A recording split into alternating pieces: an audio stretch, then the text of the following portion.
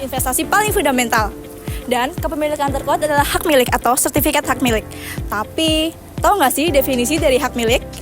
Dan mengapa hak ini dikecualikan di daerah istimewa di Indonesia? Mari kita kupas polemiknya. Kalau kita bicara soal tanah, ada salah satu status yang bisa disebut sebagai rajanya semua hak, yaitu hak milik. Dalam UU PA tahun 1960, hak milik didefinisikan sebagai hak paling lengkap, terkuat, dan dapat diwariskan secara turun-temurun.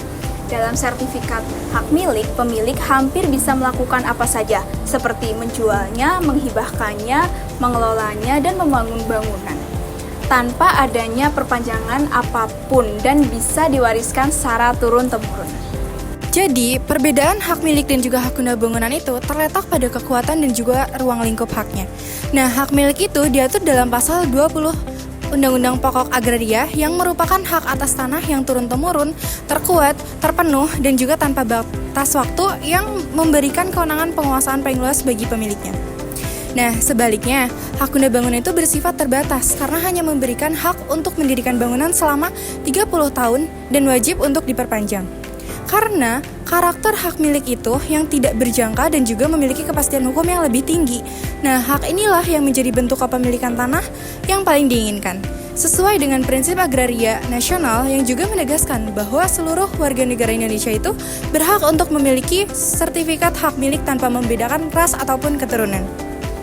Namun, disinilah letak keunikan hukum agraria. Di daerah istimewa Yogyakarta, terdapat prinsip kesetaraan warga negara Indonesia yang dikecualikan. Aturan ini berdasarkan pada Instruksi Kepala Daerah Istimewa Yogyakarta nomor K.898-I-A tahun 1975.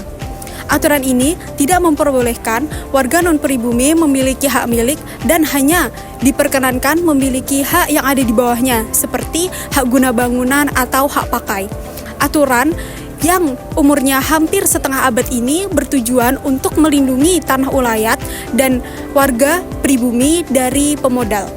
Baik, selanjutnya mengenai praktik nomini, di mana dampak dari aturan ini sangat nyata.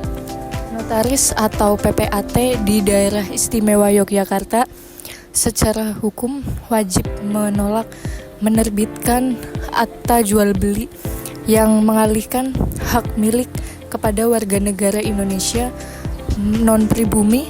Tidak boleh memiliki tanah berstatus hak milik atau bisa disebut dengan SHM di Yogyakarta. Sebagai akal-akalan, banyak yang akhirnya dalam tanda kutip meminjam nama seseorang warga negara Indonesia pribumi untuk dituliskan sebagai pemilik di sertifikat. Praktik ini disebut dengan nomini. Cara ini sangat berbahaya karena secara hukum tanah itu sepenuhnya milik si dalam tanda kutip peminjam nama atau disebut nomini yang tercatat di sertifikat. Jika si pemilik asli atau non-pribumi yang membayar suatu saat berselisih, dia bisa kehilangan semua haknya atas properti tersebut. Uangnya hilang dan tanahnya tidak bisa diklaim. Lalu, bagaimana sikap pengadilan terhadap aturan pembatalan hak milik di Yogyakarta? Dalam banyak kasus, gugatan untuk membatalkan instruksi Kepala Daerah Istimewa Yogyakarta tahun 1975 ternyata tidak berhasil. Contoh yang paling menonjol adalah gugatan Handoko dalam perkara yang berujung pada putusan MA nomor 13 PHUM tahun 2015. MA menolak permohonan pembatalan instruksi tersebut.